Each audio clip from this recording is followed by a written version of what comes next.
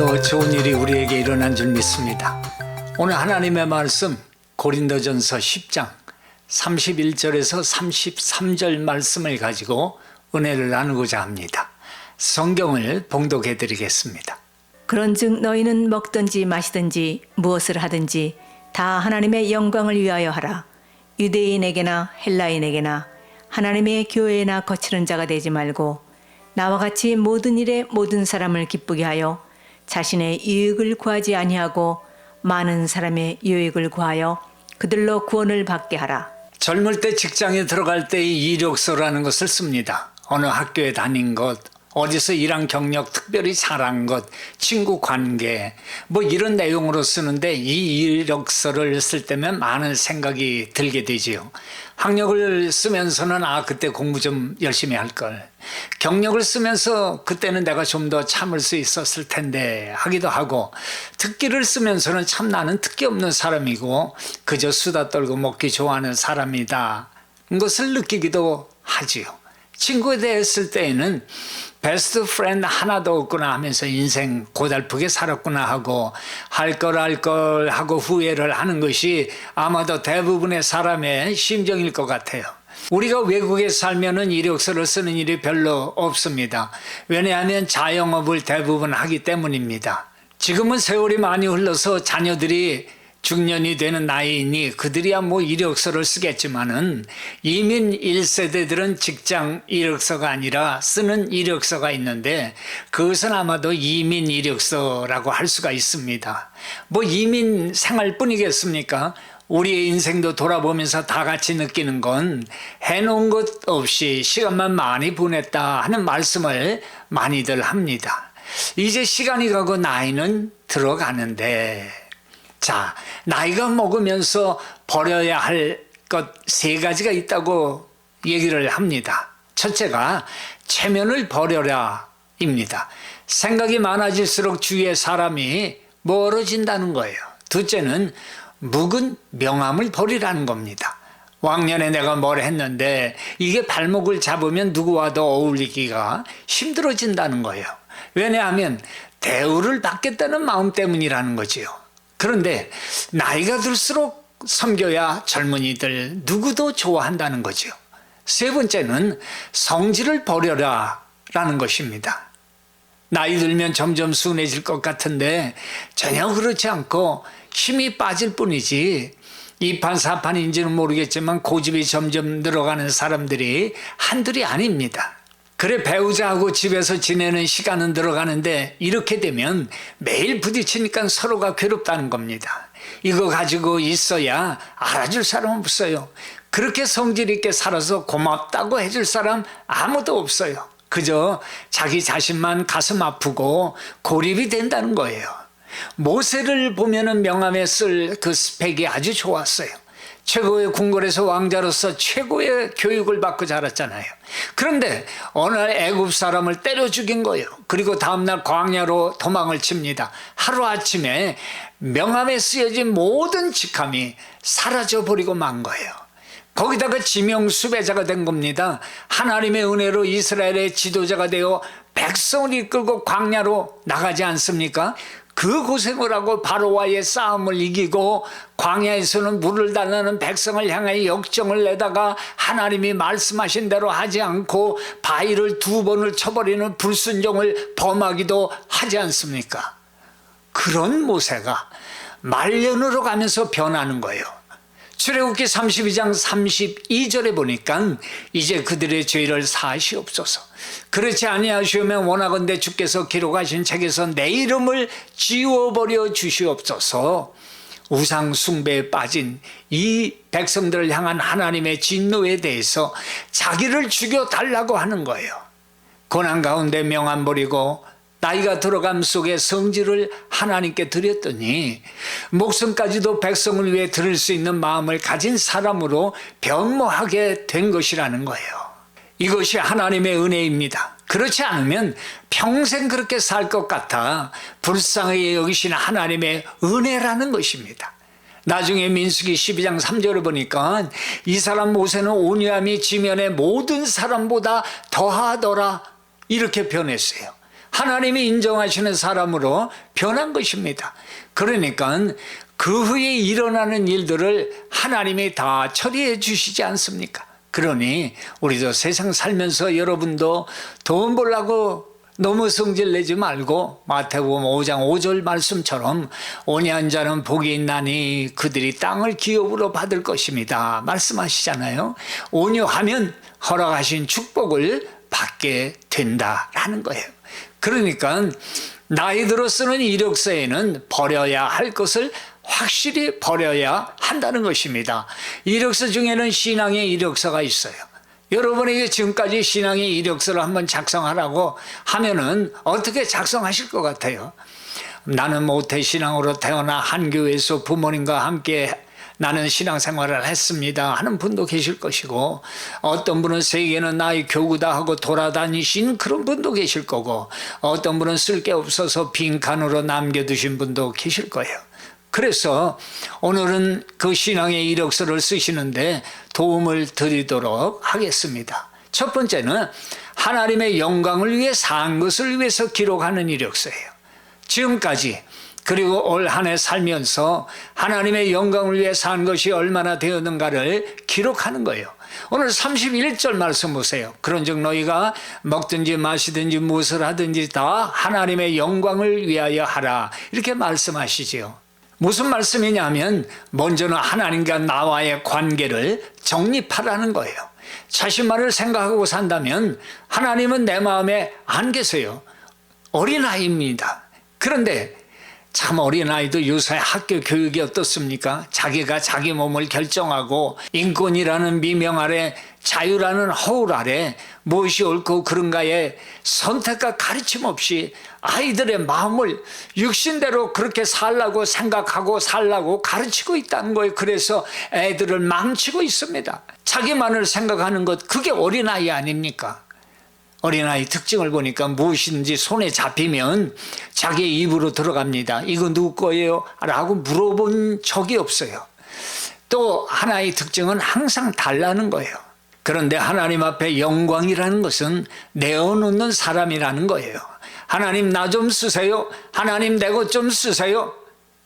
욕심은 우리가 왜 그리 많은지 정말 우리 모두가 반성 회개해야 합니다. 성경에 보면 신앙의 이력서를 좀 시원치 않게 쓰는 사람이 있어요. 사사 입산이라는 사람인데 이스라엘 왕이 있기 전에 나라를 다스렸던 사람이에요. 특별히 우리가 볼 것은 사사기 12장 이 9절에서 10절에 입산에 대한 말씀인데 이렇게 기록해요. 그가 아들 30명과 딸 30명을 두었더니 그가 딸들을 밖으로 시집 보냈고 아들들을 위하여는 밖에서 여자 30명을 데려왔더라. 그가 이스라엘의 사사가 된 지 7년이라 입산이 죽음에 베들레헴에 장사되었더라 기록하죠. 보세요. 자녀가 60명이나 되었으니 분명 한 사람이 다 낳은 건 아니겠지요. 부인을 열어 두었다는 얘기예요. 나라를 다스리라고 세워놓았더니 부인 없고 자식 낳으면서 자기 생활하느라고 세월 다 보낸 거예요. 7년에 60명을 시집장가 보내려면요 40일에 한 번씩 결혼잔치를 벌렸다는 계산이 나와요. 뭐 결혼시키는 게 뭐 잘못이겠어요. 그런데 이 사람은 그 세워진 위치가 그 일을 하다가 인생을 마치는 그런 사람이 아니라 맡겨진 사명을 다해야 하는 사람이었기에 하나님 보시기에 어떠했겠냐라는 거예요. 그게 중요한 거예요. 하나님 보시기에 어떠했겠냐, 그게 중요하다는 거예요. 신앙의 이력서에 쓸 내용이 별로 없었을 거예요. 세상에 살아가면서 일이라는 것, 그 죽을 때까지 있습니다. 그 일들 해야죠. 그러나 우리는 세상에 그 일들만 하라고 태어난 것은 아니라는 것을 기억하시기 바랍니다. 여러분 웰치라는 그 포도즙을 잘 아실 거예요. 이 사람은 아프리카 선교사로 가려고 자원을 했지만 부인이 아프리카 환경, 기후, 체질이 맞지를 않게 되자 절망을 하게 됩니다. 이제는 가지 못한다면은 선교사를 돕겠다고 결심하고는 성창신령 그 포도즙을 만들고 차차 이름을 알려서 하나님의 영광을 위하여라는 모토로 웰치 포도즙 회사를 만들고는 자그마치 수익의 50%를 다 선교 사업에 쓰고 있다는 겁니다. 우리는 그냥 그렇게 우연히 세상에 던져진 사람들이 아니라는 거예요. 목적을 가지고 지으셨다는 거예요. 오늘 말씀에 바울은 영광을 돌리는 행위 중에 너희가 먹든지 마시든지 무엇을 하든지 이렇게 말씀이 기록되어 있죠. 먹는 것과 마시는 것 이걸 말씀하고 있는 거예요. 그런데 아니 이건 아무리 보아도 별로 하나님께 영광을 돌릴 만한 특별한 행위로 여겨지지 않는 일들이에요. 누구나 매일 하는 흔한 일들이에요. 생명을 유지를 위해서 행하지 않을 수 없는 가장 기본적인 행위가 이거 아니겠어요. 하지만 성경은 말씀하기를 그런 것들까지도 오직 하나님의 영광을 위하여 행할 줄 알아야 마땅하다고 말씀하고 계시는 거예요. 따라서 지극히 일상적인 일을 할 때조차 그리스도인들은 그 일을 통해서 하나님께 영광을 돌려야 할 것을 의식하라는 거예요. 하나님은 하나님께 영광을 돌리는 우리의 생활을 얼마나 소중히 여긴다는 것을 우리가 알 수가 있는 거 아니에요. 우리는 그래서 예수님으로 돌아가지 않을 수가 없어요. 한번 예수님을 또 보시자고요. 예수님은 일관되게 그 마음속에 가졌던 소원, 그 마음속에 잠시도 떠나지 않은 의식, 날마다 기도하며 이루고자 하셨던 것, 그것은 바로 하나님께 영광이었어요. 이 세상에 아기 예수님으로 태어나실 때 하늘의 허다한 천군이 천사와 더불어 찬양 노래도 바로 지극히 높은 곳에서는 하나님께 영광이요 땅에서는 기뻐하심을 입은 사람들 중에 평화로다 말씀하잖아요.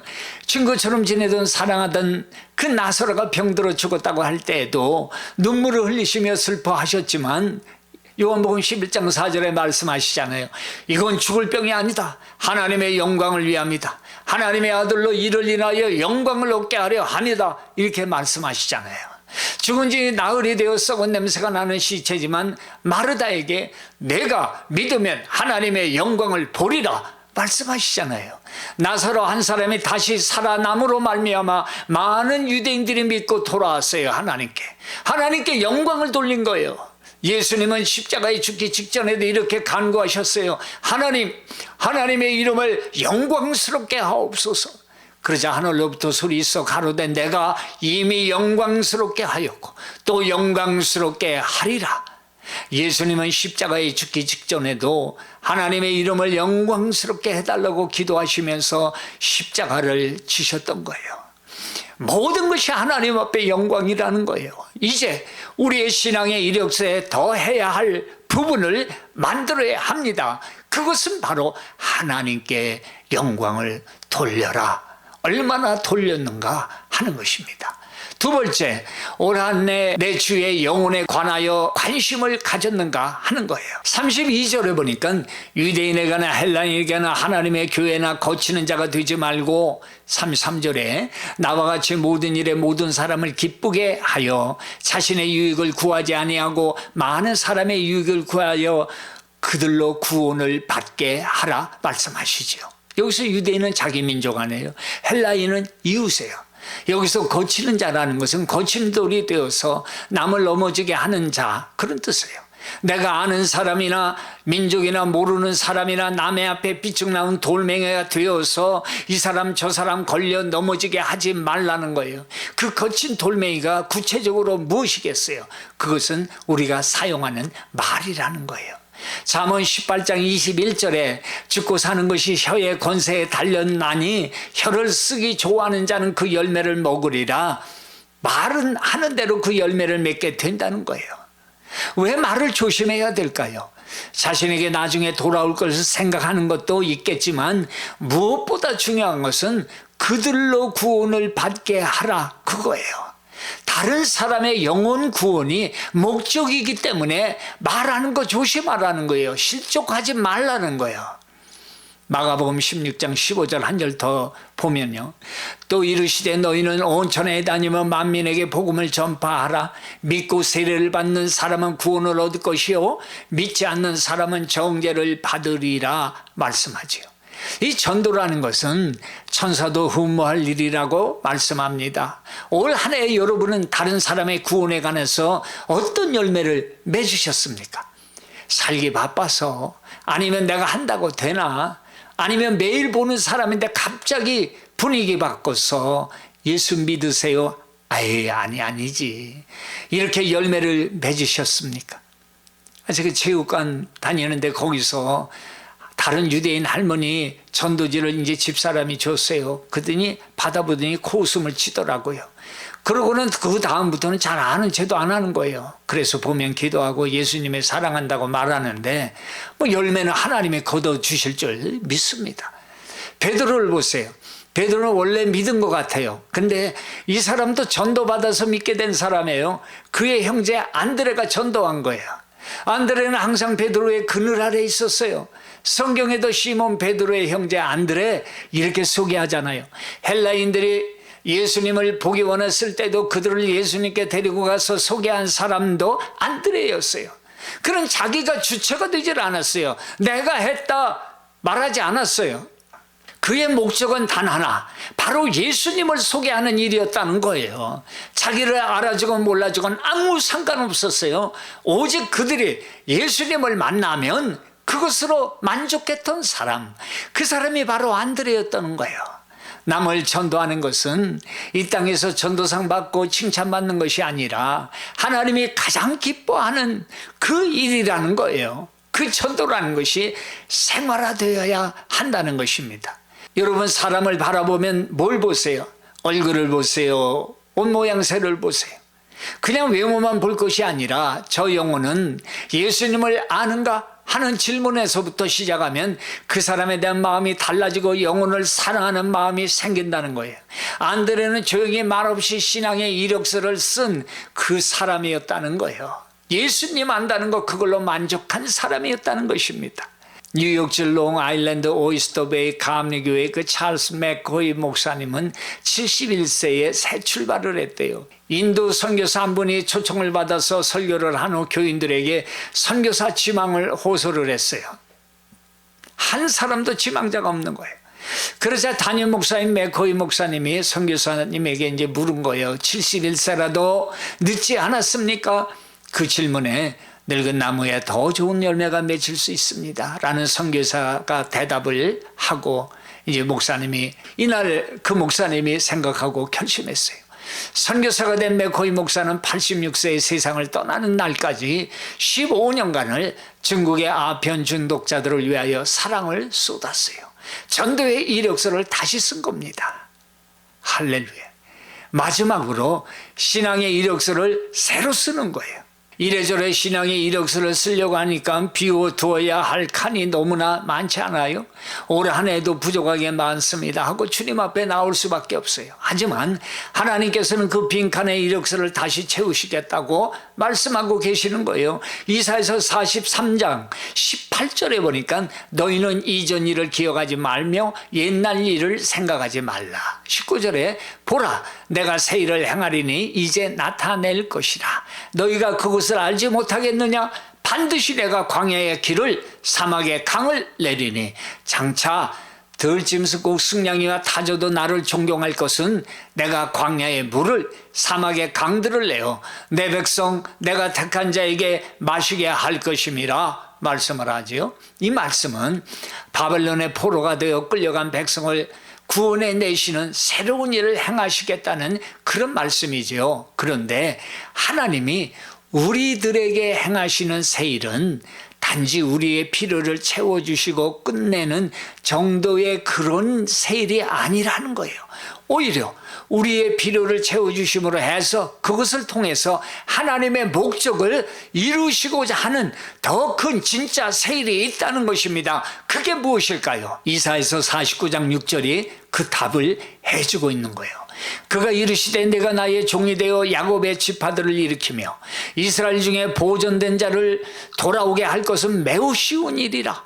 내가 또 너를 이방의 빛으로 삼아 나의 구원을 베풀어서 땅끝까지 이르게 하리라. 눈에 보이는 것은 바벨론에서 돌아오게 하는 일이지만 앞으로 되어질 일, 바로 예수 그리스도를 통해서 구원을 베풀어 주시겠다는 하나님의 약속의 말씀이라는 거예요. 19절에 여기서 말씀을 보면은 보라 내가 새 일을 행하리니 See, I'm doing a new thing 이라고 말씀해요. 지금 새 일을 하고 있다. 현재 진행 중이라는 거예요. 그 새 일을 우리 주님께서 말입니다. 이제 나타날 것이라 Now is spring up. 지금 그것을 나타낼 것이다. 지금 그게 솟아나온다는 거예요. 너희가 그것을 알지 못하겠느냐? 내가 이것을 눈치채고 인식하지 못하겠니? 라는 거예요. 반드시 내가 광야의 길을 사막의 강을 내리니 말씀하는 거예요. 그걸 알지 못하겠냐? 인식하지 못하겠냐라는 거예요. 이 말씀을 보면 우리들이 인식하지 못하고 있는 사이에 하나님은 이미 보이지 않는 곳에서 새 일을 진행하고 계시고 멀지 않아서 그것을 내 앞에 보이도록 드러내실 때가 온다고 말씀을 하고 계시는 것입니다. 우리를 향하신 하나님의 뜻이 있고 하나님은 그 일을 진행하고 계시고 때가 되면 그 일이 우리 앞에 드러날 것이다 라는 거예요. 우리가 우리 앞에 이루어질 하나님의 이 약속을 믿어야 합니다. 어떻게 해요? 그것이 바로 이 땅에 보내주신 예수님을 보라는 거예요. 이미 오래전에 약속하신 예수님이 이 땅에 사람의 몸으로 오시지 않았느냐라는 거예요. 그걸 믿는다면 나를 향하신 하나님의 계획이 진행되고 사람들을 향한 구원의 계획이 진행되고 있음을 믿으라고 말씀하는 거예요. 그러니 실망치 말고 신앙의 이력서를 다시 쓰라고 말씀해 주시는 거예요. 예수님 십자가에 달리실 때 한편 강도가 회개하면서 예수여 당신의 나라에 임할 때에 나를 기억하소서 하고 구원을 요청했어요. 그랬더니 예수님께서 일체 그의 과거를 묻지 않으시잖아요. 내가 진실로 내게 이르노니 오늘 내가 나와 함께 낙원에 있으리라 말씀하시며 구원해 주시지 않습니까? 그 십자가에서 강도로 죽임을 당할 때 구원받게 될 줄이야 누가 짐작이나 했겠어요? 누가 계획을 했겠어요? 그러나 하나님의 계획은 우리의 생각과 다른 것입니다. 우리는 주님의 말씀 앞에 순종하면 하나님의 계획된 길로 인도하시는 것이라고 보여주시고 말씀하는 거예요. 주님은 말씀하십니다. 너희는 이전 일을 기억하지 말라. 내가 어떤 사람이었는지 내가 무슨 일을 했던 사람인지 기억하지 말라는 거예요. 걱정하지 말라는 겁니다. 예수 앞에 나와 회개하면 우리의 앞길을 예수님과 함께 새롭게 여시겠다고 말씀하는 거예요. 그 예수님 앞에 우리의 꿈과 소망을 들여서 신앙의 이력서를 다시 쓰라는 것입니다. 그분과 함께 하겠다는 것은 하나님의 영광을 위해 살겠다는 고백인 것입니다. 모차르트는 음악의 천재예요. 3살 때 피아노를 치기 시작했대요. 5살 때는 춤곡의 하나인 미뉴에트를 작곡했대요. 9살 때는 관현악단을 위한 교향곡인 심포니를 작곡했대요. 34살의 젊은 나이에 죽었대요. 무려 626곡이나 되는 곡을 작곡을 했대요. 모차르트는 작곡이 끝날 때마다 악보의 맨 마지막에 오직 하나님의 영광 이란 말의 첫 자인 SDG Soli Deo Gloria를 적었다는 거예요. 자신의 일에 하나님의 영광을 위한 것들로 가득하게 만든 거예요. 무엇이 모차르트를 이렇게 만들었을까요? 그건 하나님의 구원의 은혜를 알았기 때문에요. 무엇을 하든지 그 일을 통해서 하나님의 영광을 받으시도록 해야 할 것입니다. 하나님께 영광이 안 된다면 하지 말아야 하는 것입니다. 루비콘 강은 시저 장군에게 사생결단의 강이었어요. 돌아갈 수 없는 강이요 유일한 선택이었어요. 우리의 과거는 이제 돌아갈 수 없는 강입니다. 크로스 더 루비콘. 루비콘을 건너 예수님 앞에 나가는 것이 유일한 삶의 선택인 것입니다. 이제 신앙의 이력서를 새로 쓸 시간이에요. 우리의 과거를 묻지 않으시고 새롭게 길을 내시는 예수님과 함께 써야 합니다. 그분은 우리를 사랑하는 마음을 이렇게 표현합니다. 마태복음 10장 37절 이하에 아버지나 어머니를 나보다 더 사랑하는 자는 내게 합당하지 아니하다. 아들이나 딸을 나보다 더 사랑하는 자도 내게 합당하지 아니하다. 또 자기 십자가를 지고 나를 따르지 않는 자도 내게 합당하지 아니하다. 자기 목숨을 얻는 자는 잃을 것이요 나를 위하여 자기 목숨을 잃는 자는 얻으리라. 성경은 신앙을 많은 부분에 결혼에 비유하죠.